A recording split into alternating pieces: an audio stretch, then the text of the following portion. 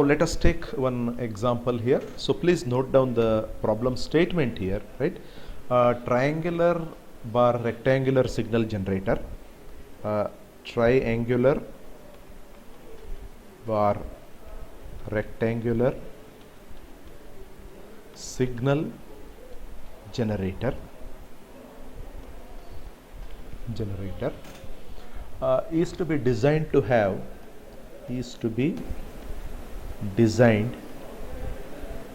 to have a 5 volt peak to peak,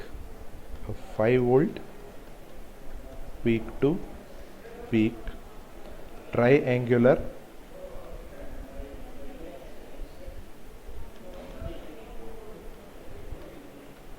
wave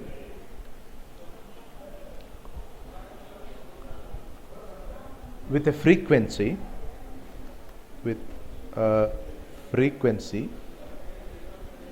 changing from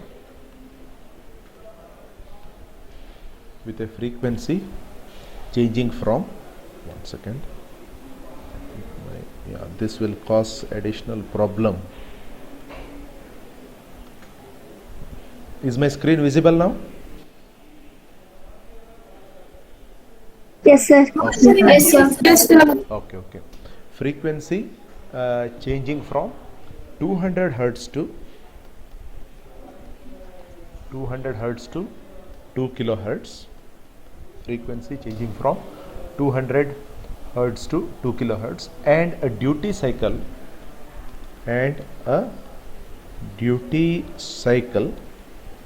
adjustable from 20% to 80%. Duty cycle adjustable from 20% to 80%. Use bipolar op amp. With a supply of plus or minus 15 volts. Determine suitable circuit components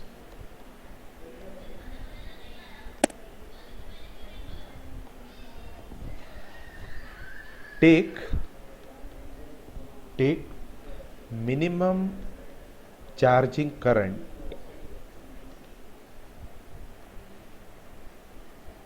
of 50 microampere. Take minimum charging current of 50 microampere. This is what is the problem statement, and as I have already told you, always start with a diagram corresponding to the problem asked. So you have adjustable pulse width and frequency type of triangular bar square wave generator. So obviously you will have the second diagram which we had drawn earlier, so with back to back diodes and resistance, something like this, and here you have one more resistance, and this will have one more resistance here, variable resistance, something like this. Then you have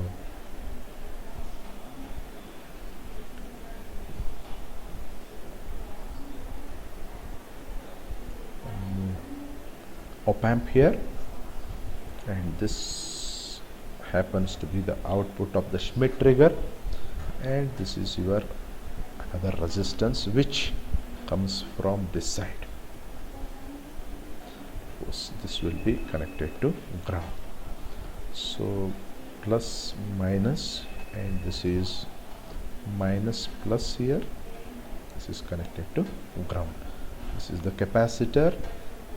we can call it as yeah, this is R6, this is R7, and this is R5, this is R4, which has also included R1 there, this is R2, and this is R3, and this current is I3, and this current is I1, and this current is I2. This is D1, this is D2. Here you are going to have the triangular output, here you are going to have this. So this is plus 15, this is minus 15. Again here you have got plus 15 volts and minus 15 volts. It is already specified in the problem, and as long as the output is concerned, you have been given 5 volt peak to peak, so this is going to be 5 volt, and F1 is given to be 200 hertz, F2 is given to be 2000 hertz, 2 kilohertz. So pulse width minimum is 20% of the total, pulse width maximum is 80% of the total. This is how you are supposed to mark the things in the circuit diagram.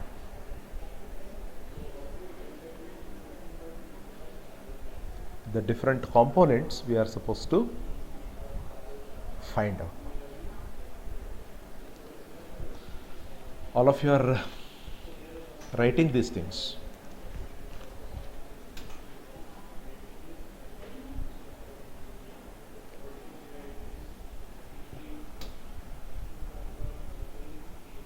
Okay. So now we have got two parts. One is the Schmitt trigger, wherein as long as the Schmitt trigger is concerned, I will be evaluating the value of R2 and R3, and as long as the triangular waveform generator is concerned, the remaining resistances I am going to evaluate, right? So here the first one is Schmitt trigger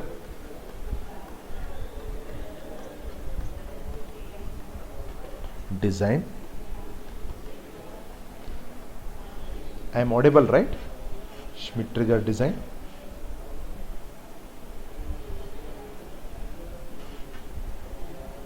Am I audible or not? At least. Yes, sir. Okay. Okay. Because I will not be able to, understand whether I am audible or not. Okay. So I keep asking so that we should be in a loop. Okay. So we have the Schmitt trigger design.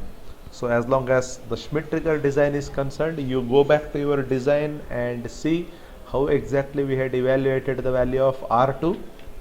What is R2? Is it V0 sat divided by I3? R2, this is V0 sat. Okay, the same current is flowing here, I3. So I will write it as R2 is equals to V0 sat divided by I3.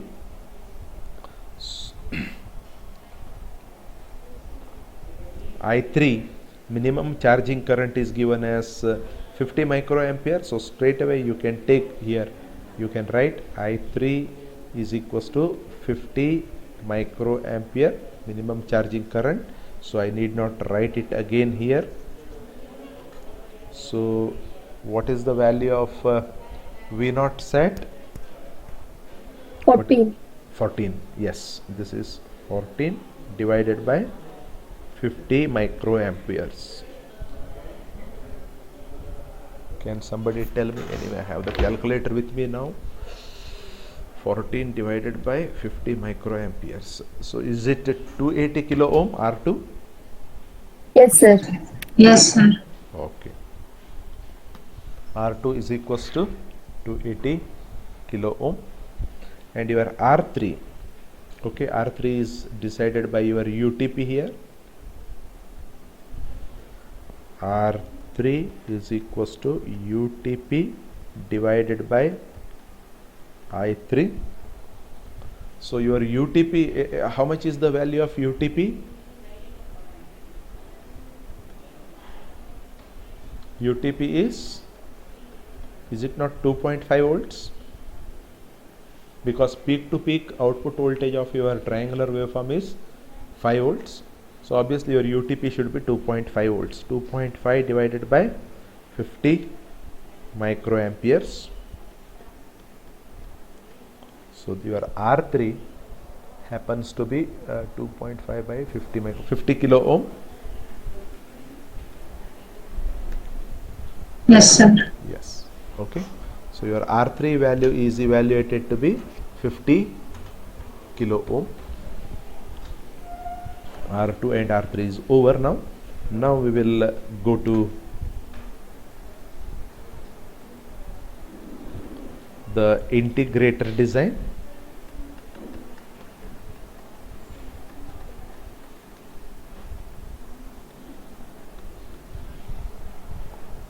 Integrator design, right?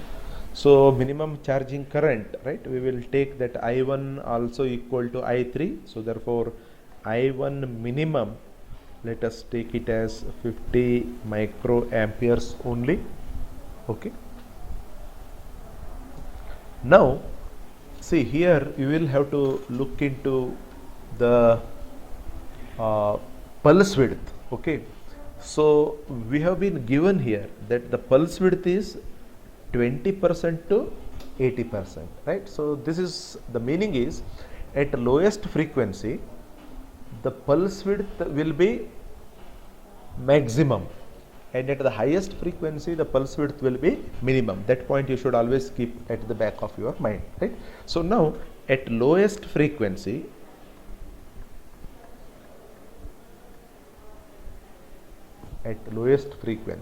right, let us say that F1, right, we have pulse width maximum equal to how much it is? 80% of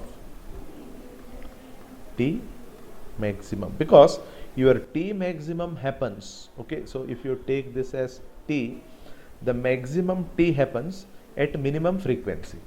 Okay, so when we say that the maximum pulse width is 80%, it is the 80% of the maximum T. Okay, so now what will be the value of the maximum T here? This is equal to 0.8. 80% is 0.8, 1 divided by F, minimum frequency. So 0.8 into 1 divided by F means it will be F1. F1 minimum, what is the, F1 minimum is this. Okay, I will write it as F1. So this is 200. So can you give me the value of the maximum pulse width now? 4 milliseconds. Yes, 4 millisecond. All of you please note it. Okay, so the maximum pulse width is 4 millisecond. Maximum pulse width always happens at a minimum frequency. Okay, so then I proceed further.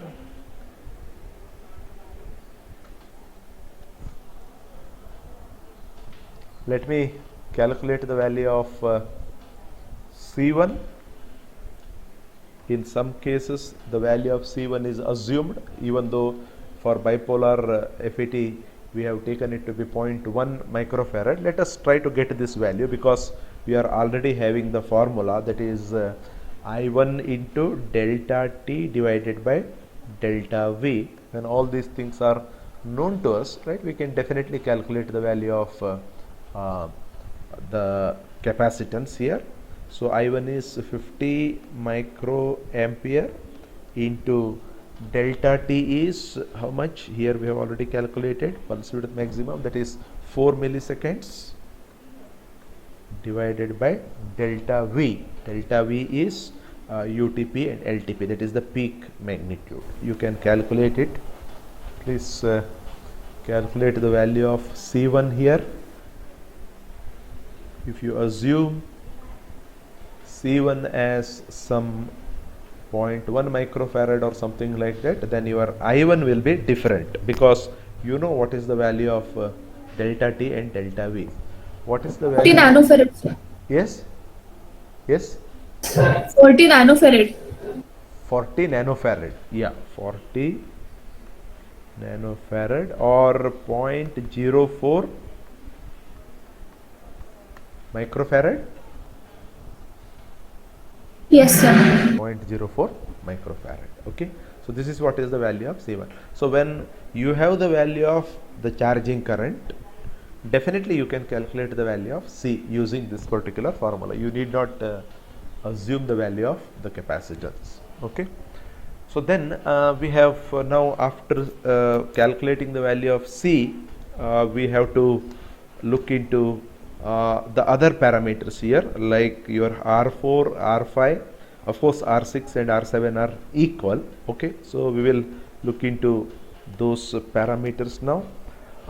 We have the formula, you please go back. R4 plus R5 plus R6 is equal to, can somebody tell me, V naught sat minus Vf divided by I1 minimum.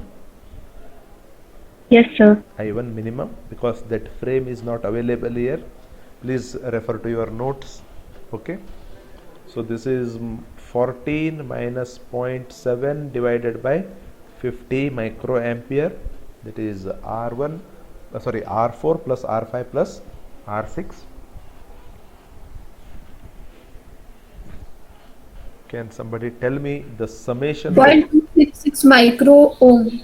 No, it cannot be micro ohm. I1 minimum is in Mega microfarad. ohm, mega ohm. Yeah, it will go to the numerator, correct or not? So 266 kilo ohm. Yes, sir. Yes, sir. Yeah. Okay, please be careful while converting the units, taking the denominator value to the numerator. Minus sign gets converted to plus sign. Okay, so now this is one thing. Then again, similarly, what is given in your design, you can proceed. Can I find out the value of the current corresponding to upper frequency, IF2, I1 minimum into F2 divided by F1? Is it the same formula which we have taken for the current corresponding to the maximum frequency? So this is 50 microampere into F2 is given to be 2 kilohertz, that is 2000, divided by F1 is 200. So obviously it will become 500 microampere. Am I right, students? Yes, sir. Okay, IF2 becomes 500 microampere. Now corresponding to IF2, we are finding out the value of R5 plus R6, because your R4 becomes 0 here. We have already seen it. So for the the highest frequency, your R4 value is 0. So therefore here you are taking R5 plus R6 as V naught sat minus Vf divided by IF2. IF2. Correct or not? Right. So this is 14 minus 0.7 divided by your IF2 is 500 microampere. So you will have one position less now, obviously. This is 26.6 kilo ohm. Correct or not? Yes, sir. Yeah. So Yes, sir. now can you not find out the value of R4 from these two equations?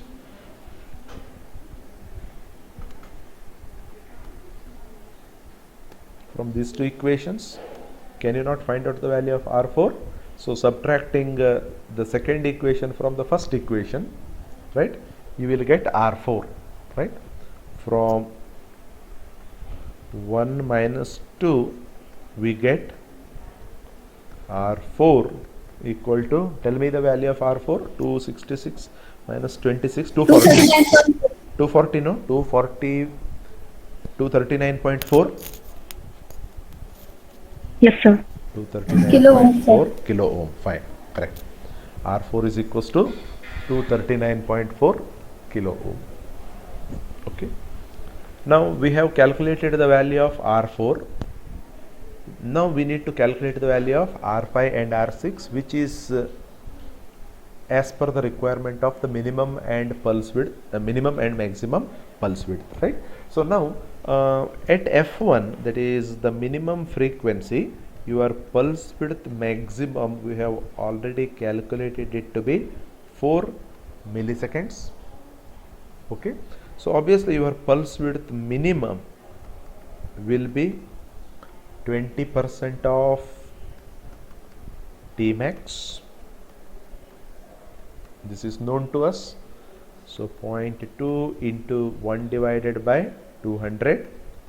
It is always calculated with respect to the maximum pulse width. Please note, right? Whenever I say that this is the pulse width, 80% of this and 20% of this. I cannot take any other pulse width than this. I have to take the maximum pulse width only. That you have to keep at the back of your mind. Okay. So now this comes to be minimum pulse width comes to be 200. Yeah, 1 millisecond. Yes, sir. Yes, sir. Pulse width minimum has become 1 millisecond. Right? Now you can use the formula R5 plus R6 divided by R6, because you have the minimum pulse width, your R5 will not be present, right? So this is pulse width maximum divided by pulse width minimum. So this ratio, if you take, so probably you will be able to get the value of R6, because we know the value of R5 and R6, right? So I can substitute the value of R5 and R6, which is 26.6 divided by R6 into maximum pulse width is 4 millisecond, minimum is 1. So this will give you the value of R6 as, somebody, 6.65. how much? 6.65. 6.65. 6.65 kilo ohm, right? R6 is equals to 6.65 kilo ohm. So now obviously I can get the value of R5 is equals to R5 plus R6 minus R6. R5 plus R6 I know, and this is undoubtedly it is 20 kilo ohm. 26.6 minus 6.6, somehow near to that. Okay, so this is the value of R5. Now what is left here? 1 second, I will come back there. Yeah, R6 and sorry, R6 we have calculated. So R7 is also obviously equal to R6. Second. R7 is equals to R6. Am I right or not? Which is equals to 6.65 kilo ohm. Is that fine? Am I audible? Yes, sir. Okay, fine. Yes, sir. Yes, sir. Okay. So this is how you will have to calculate, the various values based on the design that we have taken. I hope you have no difficulties here. Excuse me, sir. Yes. Sir, please share the screen. Oh, screen is not visible. 1 second. No, There was sir. some problem. There was some problem. 1 second. Okay.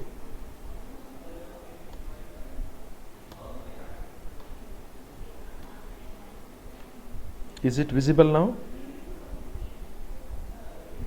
Yes, sir. Okay.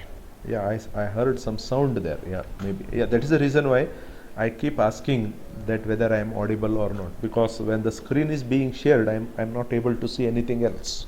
Okay. So is it fine now? Yes, sir. Yes, sir. Okay.